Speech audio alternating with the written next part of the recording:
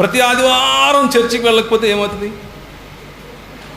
నష్టమైంది అని. అసలు అప్పుడప్పుడు పోవచ్చు కదా, ఏంటి సమస్య? చర్చికి ఎందుకు వెళ్తారు అంటే, చర్చ్ అంటే అర్థము 4 గోడలు పైన ఒక రూఫు కాదు.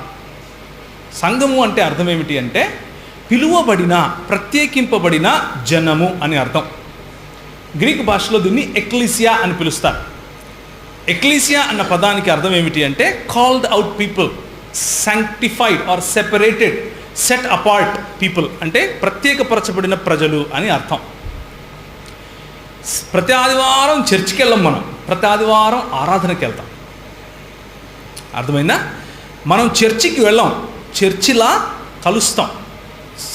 తేడా ఉంది కదా. వేరే వాళ్ళు మందిరానికి వెళ్తారు అంటే ఆ మందిరంలో దేవుడు ఉన్నాడని, కానీ మనం మందిరానికి వెళ్ళాం, మనమే మందిరం. ఎందుకు? మనం ఏమై ఉన్నాం?